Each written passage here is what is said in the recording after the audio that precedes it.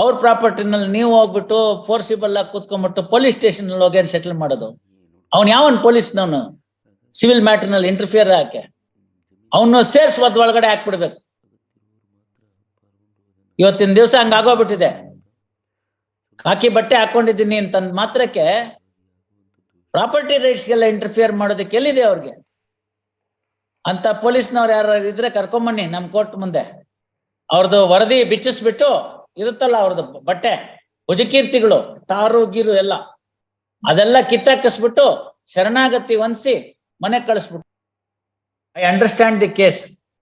ತಮ್ಮ ಮನೆಗೆ ಇವರೆಲ್ಲ ಹೋಗಿ ನಿಂತ್ಕೊಂಡ್ಬಿಟ್ಟಿದ್ರು, based on some gift deed and sale deed ಏನೇನೋ ಮಾಡ್ಕೊಂಡ್ಬಿಟ್ರು, ಬಂದ್ರು, ಎಲ್ಲಾರನ್ನು ನುಗ್ಬಿಟ್ರು. ನೀವು ಸಾಯಂಕಾಲ ಹೋದ್ರಿ, ಯಾರ್ದೋ ಮನೆ ಅಂತ ಕೇಳಿದ್ರಿ, ತಾವು ನಾ ಪೊಲೀಸ್ ಸ್ಟೇಷನ್ಗೆ ಹೋಗ್ಬೇಕಾಗಿ ಬಂತು. ಪೊಲೀಸ್ ಸ್ಟೇಷನ್ಗೆ ಹೋದ್ರೆ ಪೊಲೀಸ್ನವ್ರನ್ನ ಅವ್ರಿಗೇನೋ ಅಷ್ಟೋ ಇಷ್ಟ ಕೊಟ್ಟು ಸರಿ ಮಾಡ್ಕೊಂಡ್ಬಿಡಿ ಅಂತ ನಿಮ್ಗೆ ಹೆದರ್ಸಿದ್ರು.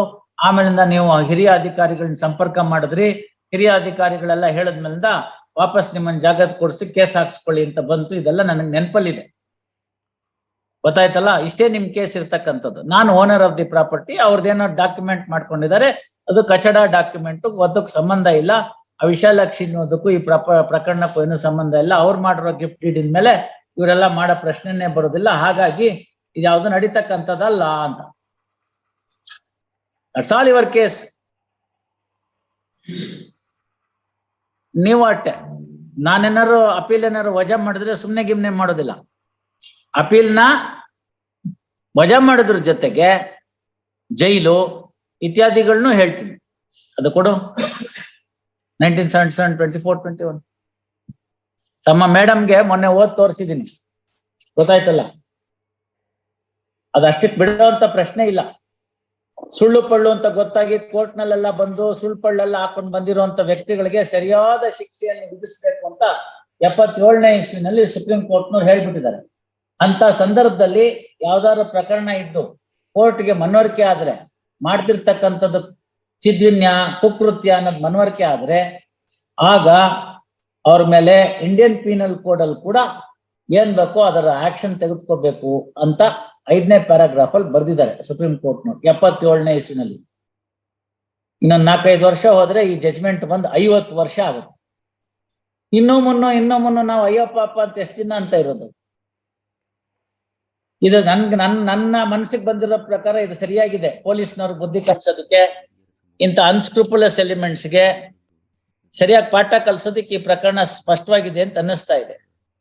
ಅಮ್ಮಯ್ಯ ಇದ್ರು ಪಾಪ, ಶಿ ವಾಸ್ ವೆರಿ ಫೇರ್. ಅವ್ರೇನು ಒಂದು ಪಾಪ ಏನು ಮುಚ್ಚಿಡ್ಲಿಲ್ಲ. ಏನಿದೆಯೋ ಅದ್ ರೆಕಾರ್ಡ್ ಮೇಲೆ ಅದನ್ನಷ್ಟನ್ನೇ ಆರ್ಗ್ಯುಮೆಂಟ್ ಮಾಡಿದ್ರು. ಬಹಳ ವೆರಿ ಫೇರ್ ಆಗಿ ಆರ್ಗ್ಯುಮೆಂಟ್ ಮಾಡಿದ್ರು. ಅವ್ರ ಮುಖ ನೋಡಿ ಒಂದ್ ಚಾನ್ಸ್ ಕೊಡೋಣ ನಿಮ್ಗೆ ಅಂತಿದ್ದೀನಿ. ಇಲ್ದೆ ಹೋದ್ರೆ ಆ ಕಾನೂನು ಇದೆಯೋ ಏನಿದೆಯೋ ಅದ್ರ ಪ್ರಕಾರ ಬರೀತೀವಿ. ಮೆರಿಟ್ಸ್ ಮೇಲೆ ಅಷ್ಟೇ ಇರೋದು. ಎಷ್ಟು ವಯಸ್ಸು ತಮ್ಗೀಗ? ಇನ್ನು 64 ವರ್ಷ ಬದುಕೋ ಇಚ್ಛೆ ಇದೆಯೇನು? ಇಲ್ಲ ತಾನೆ. ನಿಮ್ ಕಾಲದಲ್ಲಿ ಕೈಕಾಲು ನೆಟ್ಗಿರುವಾಗ, ಎಲ್ಲ ಫ್ಯಾಕಲ್ಟಿ ಸರಿಯಾಗಿರುವಾಗ, ನಿಮ್ ಕಾಲ ಮೇಲೆ ನೀವು ನಿಂತ್ಕೊಂಡಿರುವಾಗ ಲಿಟಿಗೇಷನ್ ಮುಗಿಸ್ಕೊಂಬಿಡಿ. ಮಕ್ಕಳಿಗಿಟ್ಟು ಹೋಗ್ಬೇಡಿ, ಗೊತ್ತಾಯ್ತಲ್ಲ. ಮಕ್ಕಳಿಗಿಟ್ಟು ಹೋಗ್ಬೇಡಿ. ಹಿಂದೆ ಮನುಷ್ಯ ಸಹಜವಾಗಿ ತಪ್ಪುಗಳಾಗತ್ತೆ, ನಾನಿಲ್ಲ ಅಂತ ಹೇಳೋದಿಲ್ಲ. Some mistakes will creep in. ಆಸೆ, ಆಕಾಂಕ್ಷೆ, ಪ್ರಾಪರ್ಟಿ ಬೇಕು, ನನ್ಗೂ ಇರ್ಬೇಕು, ಇರ್ಬೋದು. He may be duped, he might have been duped. I am not saying no. ಅವ್ರಿಗೆ ಯಾರು ಹೇಳ್ಕೊಟ್ಟವ್ರು, ಮಾಡ್ಕೊಟ್ಟವ್ರು. ಮಂಜುಳಮ್ಮನ ಹತ್ರ ಬಂದಿದ್ರು ಅಂತ ಇಟ್ಕೊಳ್ಳಿ, ಈ ತರ ತಗೋಬೇಕು ಅಂತಿದ್ದೀನಿ ಅಂತ. ನೀವೇನ್ ಮಾಡ್ತೀರಮ್ಮ? ಬೇಡ ಅಂತಿರ್ತಾನೆ. ಯಾಕೆ ಅಂದ್ರೆ ನಮ್ಗೆ BA LLB ಓದಿ ಗೊತ್ತಿದೆ, ಏನ್ ಮಾಡಿದೀವಿ ಅಂತ ಗೊತ್ತಿರುತ್ತೆ, ಕಾನೂನು ಗೊತ್ತಿರುತ್ತೆ, ಎಲ್ಲ ನೋಡಿರ್ತೀವಿ ನಾವು. ರೆಕಾರ್ಡ್ ಮೇಲೆ ನೋಡ್ತೀವಿ, ಇದಕ್ಕೆ ಇವ್ರಿಗೆ ಎಲ್ಲಿಗೆ ಬಂತು ತಗೊಂಬ ಅಂತ ಕೇಳ್ತೀವಿ, ಟ್ರೇಸ್ ಮಾಡ್ತೀವಿ ಟೈಟಲ್ನ. ಇವ್ರಿಗೆ ಮುಂಚೆ ಎಲ್ಲಿತ್ತು ಅಂತ ಕೇಳ್ತೀವಿ, ಇದು ಯಾರ ಹೆಸರಿನಲ್ಲಿ ಇದೆ ಅಂತ ಕೇಳ್ತೀವಿ, ಎನ್ಕಂಬೆನ್ಸ್ ಸರ್ಟಿಫಿಕೇಟ್ ತಗೊಂಡ್ ಬಾ ಅಂತ ಕೇಳ್ತೀವಿ.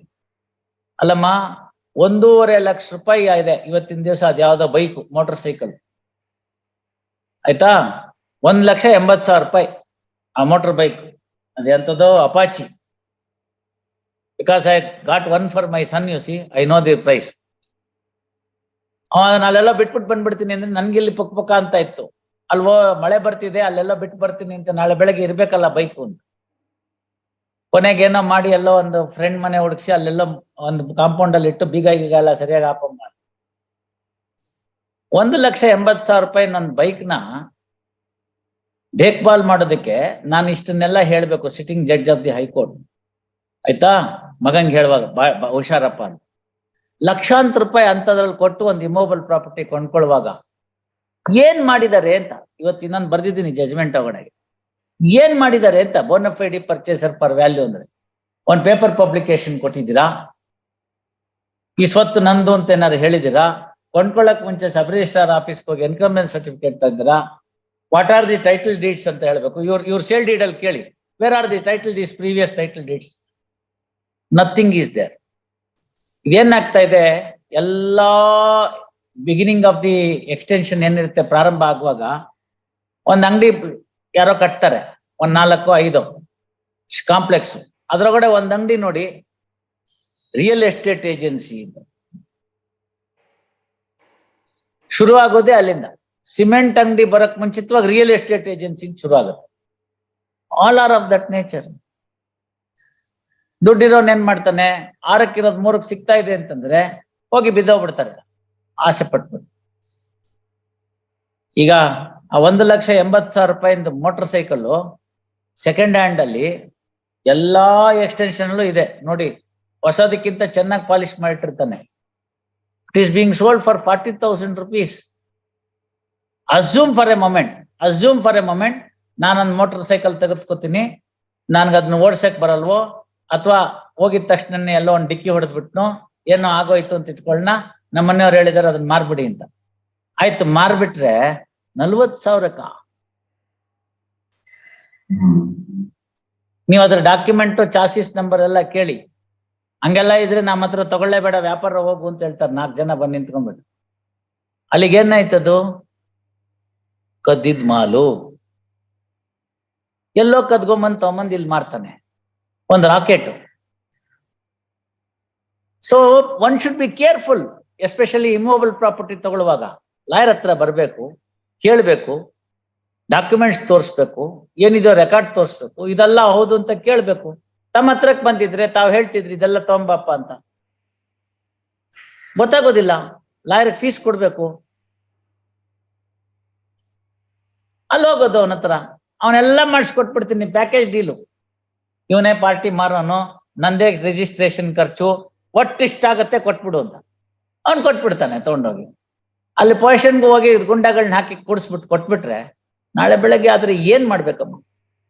ಇವರೊಬ್ಬರದೇ ಅಲ್ಲ, ತುಂಬಾ ಜನ ನಮ್ಮ ಇವತ್ತಿನ ಬೆಂಗಳೂರಿನ ಪರಿಸ್ಥಿತಿ ಹಂಗಿದೆ. ಪ್ರಾಪರ್ಟಿ ಯಾಕಾರೋ ಇದೆಯೋ ಅವ್ರ ಹೆಸರಿನಲ್ಲಿ ನಿಂತಿದೆ. ಇಲ್ಲೇ ಸಂಪಂಗಿ ರಾಮ್ ನಗರದಲ್ಲಿ ತಂದೆ ತಾಯಿ ಇಬ್ರು, ನಾನು ಲಾಯರ್ ಆಗಿದ್ದಾಗ ಕಂಪ್ಲೇಂಟ್ ಕೊಡ್ಸಿದ್ದೆ ಕಮಿಷನರ್ಗೆ, ರಿಟರ್ನ್ ಕಂಪ್ಲೇಂಟ್ ಕೊಡ್ಸಿದ್ದೆ. ನನ್ನ ಜೀವಕ್ಕೆ ಭಯ ಇದೆ, ಬೇರೆ ಯಾರು ಅಲ್ಲ, ಮಕ್ಕಳಿಂದ ಅಂತ ನೇರವಾಗಿ ಕೊಡ್ಸಿದ್ದೆ.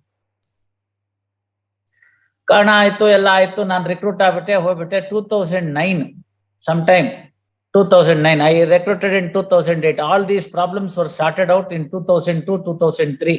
for a period of 6-7 years nothing happened. ಆ ಇಬ್ರು ಗಂಡ ಹೆಂಡತಿಯರ ಪರಿಸ್ಥಿತಿ ಬೇಡ. ಒಂದೇ ಹೋಟ್ಲಲ್ಲಿ ದಿನ ಊಟಕ್ಕೆ ಹೋಗ್ತಿರ್ಲಿಲ್ಲ ಅವರು.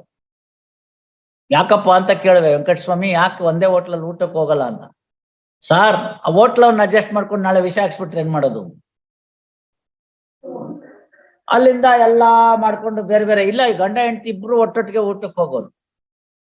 ಆಮೇಲೆ ಫೈನಲಿ ಎಂಥ ಗಾಸ್ಟ್ಲಿ ನ್ಯೂಸ್ ಅಂದ್ರೆ, I saw in TV9 that in Sampangi Ramnagara old couple were done to death and their dead bodies were wrapped in the bed and kept in the house itself ಅಂತ. ಯಾಕಪ್ಪ ಅಂತ ನನಗೆ ಸ್ವಲ್ಪ ಗಾಬರಿಯಾಗಿ ನೋಡ್ತೀನಿ. Same Venkataswamy and his wife, ಅವರು ಅಲ್ಲೇ ಕೊಂದ್ ಹಾಕ್ಬಿಟ್ಟು ಹೆಣ ಡಿಸ್ಪೋಸ್ ಮಾಡಕ್ ಗೊತ್ತಾಗ್ದಲ್ನೆ ಹಾಸಿಗೆಲ್ ಸುತ್ತಿಟ್ಬಿಟ್ಟಿದ್ದಾನೆ. ಪಕ್ಕದ ಮನೆಯವ್ರು ಹತ್ಕದ ಮನೆಯವರೆಲ್ಲ 8 ದಿನ ಆದ್ಮೇಲೆ ದುರ್ವಾಸನೆ ಬರ್ತಿದೆ ಅಂತ ಪೊಲೀಸ್ ಒಳಗೋಗಿ ನೋಡಿದ್ರೆ ಅಲ್ಲಿ ಇಬ್ಬರು ಹೆಣ ಇದೆ. I don't know what happen, because client 2001-2 ಅವ್ರದ್ದೆಲ್ಲ ಪ್ರಕರಣ ಮುಗ್ದೋಗಿತ್ತು, ಕೊಟ್ಬಿಟ್ಟಿದ್ದು. ನನ್ಗೆ ಇನ್ಯಾರು ಗೊತ್ತೂ ಇರ್ಲಿಲ್ಲ. But I was very very very ಒಂಥರ ನನ್ಗೆ ಒಂದು ಫೀಲಿಂಗ್ ಬಂದ್ಬಿಡ್ತು ಅಂದ್ರೆ ಲೆಕ್ಕ ಹಾಕೊಳ್ಳಿ ಡಿಸ್ಟ್ರಿಕ್ಟ್ ಜಡ್ಜ್ಗೆ. ಇನ್ನು ಅವ್ರ ಮನೆಯವ್ರಗಳಿಗೆಲ್ಲ ಏನ್ ಶಾಕ್ ಆಗಿರ್ಬೋದು. ಅಲ್ಲೆಲ್ಲೋ ಒಂದ್ ಕಡೆ ಯಾವ್ದೋ ಒಂದು ಲೀಸಿಂದಿತ್ತು, ಅದನ್ನ ಮುಗಿಸಿದ್ರು. ಅದ್ರಲ್ಲಿ 1.5 ಕೋಟಿ ರೂಪಾಯಿ 2 ಕೋಟಿ ರೂಪಾಯಿನಷ್ಟು ದುಡ್ಡು ಬಂದಿತ್ತು ಅವ್ರಿಗೆ. ಅದೆಲ್ಲ ಬ್ಯಾಂಕು ಗಿಂಕಲ್ಲೆಲ್ಲ ಇಟ್ಕೊಟ್ಟಿದ್ರು, ಏನೇನೋ ಮಾಡಿದ್ರು. ಇಬ್ರು ಇಲ್ಲ ಈಗ, ತಂದೆನೂ ಇಲ್ಲ ತಾಯಿನೂ ಇಲ್ಲ. ಏನ್ ಮಾಡ್ತೀರಿ ನೀವು? That is one suit I fought against the BDA till end. ಅದರಿಂದಾನೇ BDA ಮೇಲೆ ಅಷ್ಟು ನಾನು ಖಚಿತವಾಗಿ ಹೇಳಿ ಬರೆಯಕ್ಕಾಗೋದು. ಎಲ್ಲ ಹಂತದಲ್ಲಿ BDA ತೊಂದರೆ ಕೊಟ್ರು. ಏನ್ ಮಾಡಕ್ ಬರಲ್ಲ, ಇಟ್ಸ್ ಆಲ್ ರೈಟ್. ಅದರಿಂದ ನಾನು ಏನ್ ತಮ್ಗೆ ಹೇಳಕ್ ಕೊಟ್ಟಿದ್ದು ಅಂದ್ರೆ, ವಯಸ್ಸಾದವ್ರಿಗೆ, ಒಬ್ಬೊಬ್ರೆ ಇರೋರ್ಗೆ, ಯಾರು ಇಲ್ಲ ಅಂತನ್ನೋರ್ಗೆ, ನಿರ್ಗತಿಕರಿಗೆ ಇವತ್ತು ಪ್ರಾಪರ್ಟಿ ಮೇಂಟೈನ್ ಮಾಡ್ಕೊಳ್ಳೋದು ಬೆಂಗಳೂರಿನಲ್ಲಿ ಕಷ್ಟ ಇದೆ, ಕಷ್ಟ ಇದೆ. ಏನ್ ಮಾಡೋದಕ್ಕೂ ಹೇಸೋದಿಲ್ಲ ಜನ. ಪ್ರಾಪರ್ಟಿ ವ್ಯಾಲ್ಯೂ ಅಷ್ಟಿದೆ, ಕೇರ್ಫುಲ್ ಆಗಿರ್ಬೇಕು. ಹಾಗಿದ್ದಂತ ಪಕ್ಷದಲ್ಲಿ ಇಂಥವ್ರು ಅದಕ್ಕೆಲ್ಲ ಸಿಕ್ಕಾಕೊಂಡ್ಬಿಟ್ಟು, ಈಗ ಯಾರೋ ನೋಡಿ ಇವ್ರು ಯಾರು ಕೊಡ್ಸಿದ್ರು, ಇವ್ರಿಗೆ ಯಾರ ಪ್ರಾಪರ್ಟಿ ಕೊಡ್ಸಿದ್ರು ನೀನ್ ತಗೋ ಅಂತ, ಅವ್ನ್ ಹೋಗ್ಬಿಟ್ಟ, ಇವನ್ಗೆ ಅಲ್ಲೂ ಹೋಯ್ತು.